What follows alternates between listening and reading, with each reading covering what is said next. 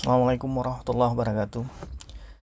Pada pertemuan kali ini merupakan pertemuan terakhir untuk membahas mengenai software otomasi Slims Boolean versi 9, karena setelah UTS nanti kita akan membahas mengenai software lain, bukan lagi software Slims 9 ini.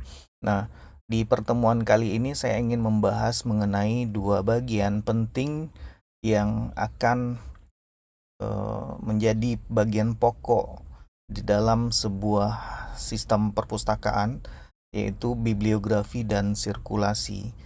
Jadi kalau kita membahas mengenai yang pertama itu bibliografi, secara teori saya mungkin tidak akan membahas panjang lebar mengenai bibliografi, namun secara umum bibliografi merupakan daftar kumpulan koleksi yang ada di dalam perpustakaan, baik itu buku, koleksi lain yang berbentuk dokumen dan semacam lainnya, itu didaftarkan sebagai bibliografi di perpustakaan. Kemudian koleksi-koleksi ini diantaranya mungkin ada memiliki beberapa penggandaan atau jenis eksemplar.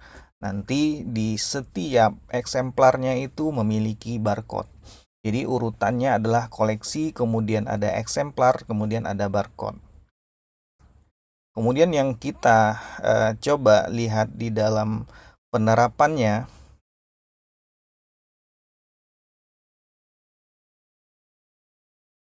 di dalam Slims itu kita bisa melihat ada bibliografi.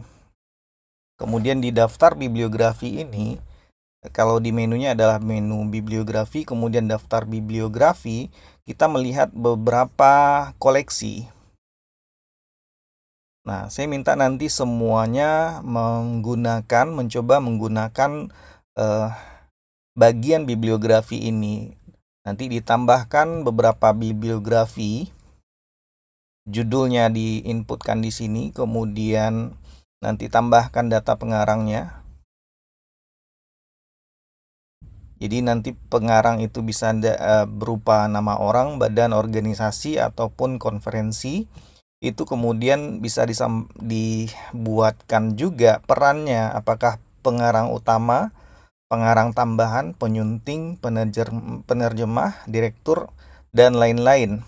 Nah, di sini semua bisa kita lakukan. Kemudian nanti apakah ada pernyataan tanggung jawab, edisi, dan di sini yang bagian paling pentingnya adalah pembuat nomor eksemplar. Nah, apabila kita menggunakan kodifikasi eksemplar itu menggunakan pola, kita di sini disarankan untuk membuat pola. Jadi pola ini digunakan untuk mengelompokkan supaya mempermudah kita mengidentifikasi jenis eksemplar buku ini tergolong ke dalam buku apa. Jadi kita membuat eksemplarnya itu kodenya berupa pola. Nah, di dalam pembuatan pola kita mengenal namanya prefix dan sufiks. Nah, prefix itu artinya adalah awalan, sufiks itu adalah akhiran. Seperti yang kita lihat pada layar saat ini. Jadi awalannya adalah P, kemudian akhirnya ada S, kemudian di tengah-tengah itu ada nomor seri. Nah, kita bisa mengatur nomor seri ini berapa panjangnya. Apakah 3 ataukah 5 atau 2, 3, 4, itu terserah dari kebutuhan kita. Nanti kita mengaturnya sedemikian rupa. Dan di sini kita mengatur untuk pembuatan nomor eksemplar. Artinya nanti kalau kita mengisi total item yang kita miliki adalah misalkan buku tentang sejarah adat Minangkabau, kemudian kita memiliki sebanyak 30 eksemplar, kita tinggal mengisikan 30 di sini. Kemudian kita pilih polanya. Kalau sudah ada pola yang sudah kita miliki, kita pilih. Kalau belum ada polanya, kita tinggal tambah pola baru. Nah, kita tinggal mengisi berapa jumlah eksemplar yang kita miliki untuk buku sejarah adat Minangkabau. Kemudian nanti ada isian GMD dan lain-lain, sampai nanti di akhir apakah ada gambar sampul dan lain-lain. Nah, di akhirnya nanti kita tinggal simpan. Jadi daftar bibliografi ini silakan nanti dicobakan untuk menambahkan bibliografi baru. Minimal nanti kita mencoba menambahkan ada 3 bibliografi baru dicobakan. Kemudian setelah kita memiliki bibliografi tadi yang juga ditambahkan eksemplarnya, jadi salinannya itu ada berapa? Kita bisa lihat di sini ada bibliografinya. Aku tes itu salinannya ada 5 eksemplar. Nah, kalau kita kembali lagi ke setelah kita menambahkan eksemplar bibliografi tadi, langkah selanjutnya dari kita adalah mencetak barcode. Jadi di dalam perpustakaan biasanya itu akan mencetak barcode sendiri, penomoran ID seri bukunya sendiri untuk mengidentifikasi kalau buku ini dipinjam. Jadi masing-masing buku itu memiliki nomor seri yang berbeda. Walaupun judulnya sama, nanti akan ada nomor serinya yang berbeda masing-masing. Jadi dengan demikian nanti eksemplar yang mana yang sedang dipinjam kita bisa tahu. Oh, eksemplar ini sedang dipinjam. Oh, eksemplar ini sudah dikembalikan. Sehingga untuk mengidentifikasinya kita memerlukan sebuah cara, yaitu salah satunya mencetak barcode. Ya, kita cetak barcode kemudian kita tempel di bukunya. Bagaimana cara mencetak barcode-nya di dalam Slims? Jadi cara mencetak barcode-nya adalah dengan cara masih di bagian bibliografi, nanti cetak barcode eksemplar.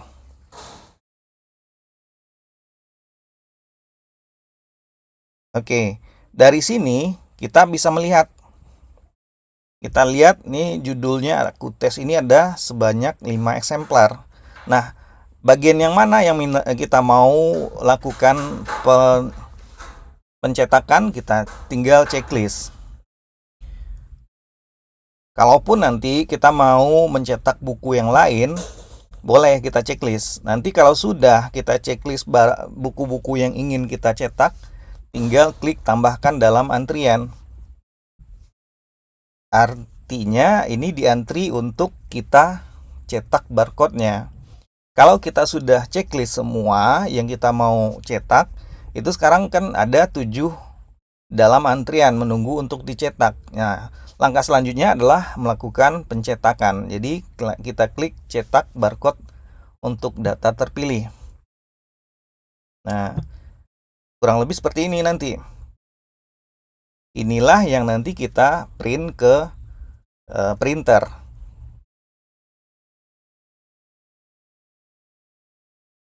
Dengan demikian kita sudah memiliki sebuah barcode untuk masing-masing eksemplar buku yang nanti akan kita tempelkan di buku-buku yang kita miliki di dalam perpustakaan. Nah, yang kita panggil nanti pada saat kita untuk bibliografi sirkulasi adalah kode eksemplarnya. Seperti yang kita lihat di dalam barcode ini,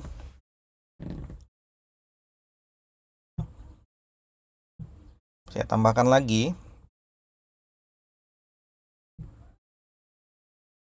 Di bagian bawah ini ada kode barcode-nya. Jadi kalau saya buka di tab baru lebih kurang seperti ini. Nah, ini adalah ketika di-scan oleh barcode scanner, alat yang digunakan untuk men-scan barcode, yang akan didapatkan oleh alat itu adalah informasi mengenai kode ini.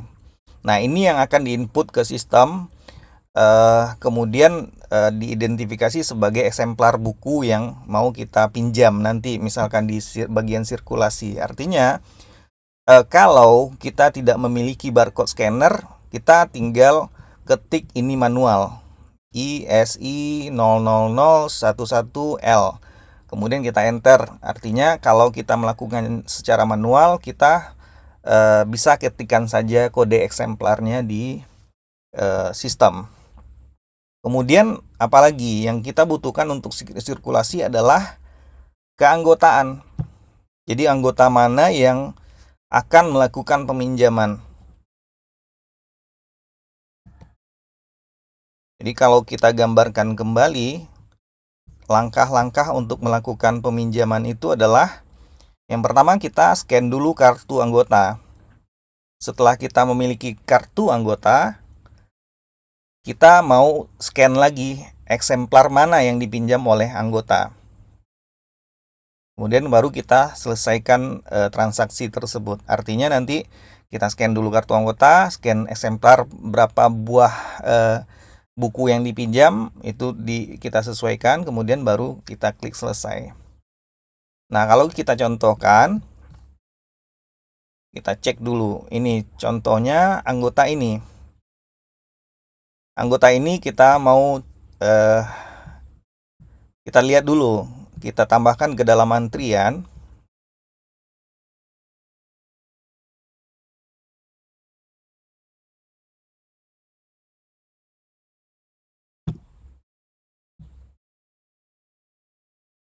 Oke, ini bagian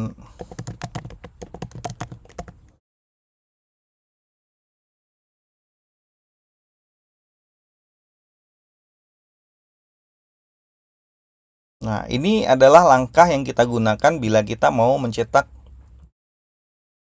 kartu anggota. Nah, seperti ini. Jadi nomor anggotanya adalah ini.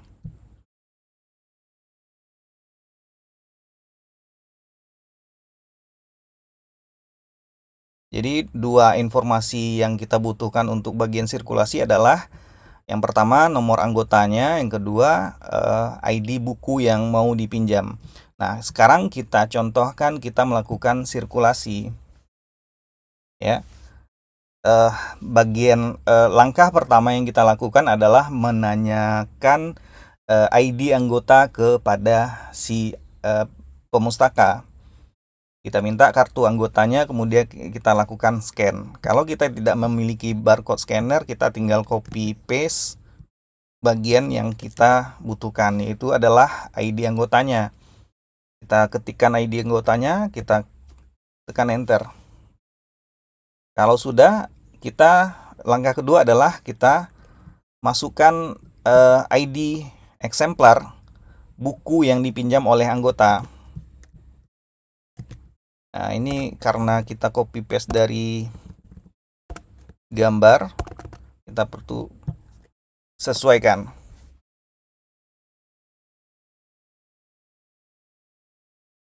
Isi 00011L.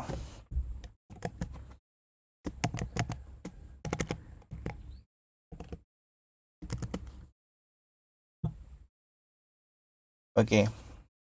Seperti itu. Jadi dan selanjutnya, kalau kita masih memiliki eksemplar lain yang mau dipinjam oleh anggota, itu kita tinggal ketikkan di sini semua kode eksemplarnya. Kalau sudah selesai, kita tinggal klik escape SC di keyboard atau kita klik selesai transaksi.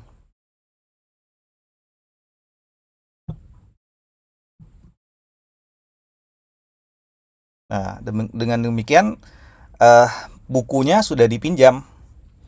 Nah, pengembalian bukunya itu ada dua macam mengembalikan buku. Yang pertama adalah mengembalikan kilat. Mengembalikan kilat itu kita cukup mengisi ID eksemplar saja. Artinya nanti kita perlu menanyai dulu kepada si pemustaka apakah ini bukunya terlambat atau tidak.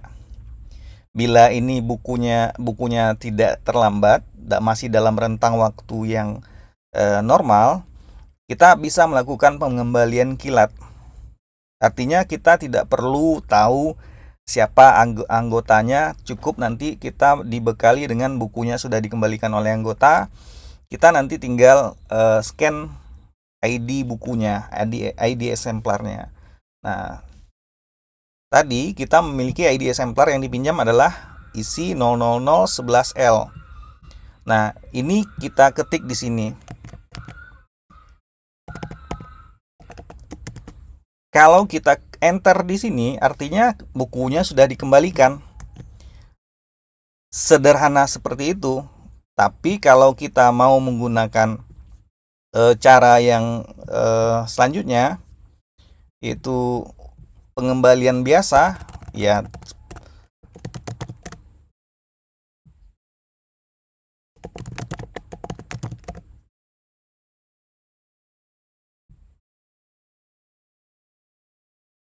kita perlu ngetik nomor anggota terlebih dahulu. Nah, pinjaman kali ini itu bisa kita perpanjang atau kembali. Jadi ada dua tahap, ada dua pilihan, kita mau kembalikan secara kilat atau kembalikan dengan menggunakan metode scan anggota. Jadi itu dikembalikan kepada kebutuhan kita di lapangan nanti. Jadi saya rasa untuk saya coba ya kembalikan. Nah, ini unknown error karena kita menggunakan software demo yang servernya bukan di lokal saya tapi di internet. Nah, seperti itu. Jadi yang ingin saya tekankan di sini adalah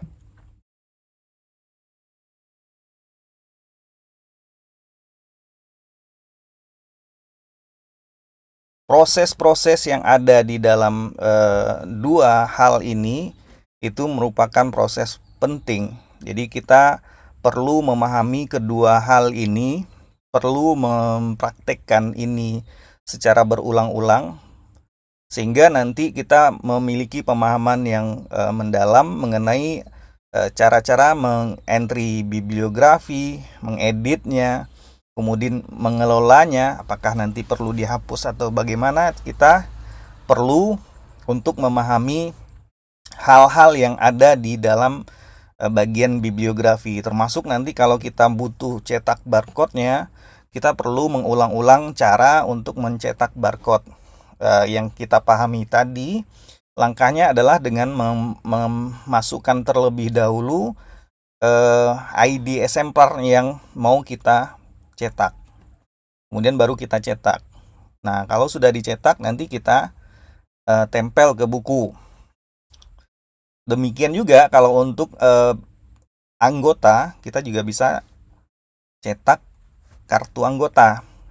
Nah, kartu anggotanya sendiri nanti bisa kita ubah-ubah desainnya. Di mana cara mengubahnya, silakan nanti mengeksplor sendiri.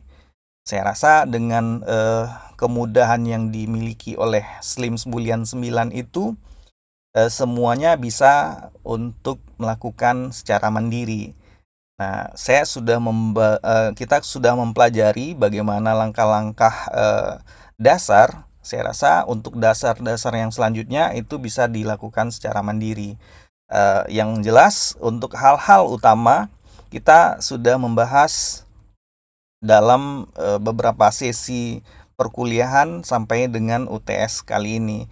Jadi mudah-mudahan dengan ini kita sudah melengkapi semua seri kebutuhan untuk mengetahui software otomasi perpustakaan menggunakan Slim 9 yang kita pelajari pada semester ini.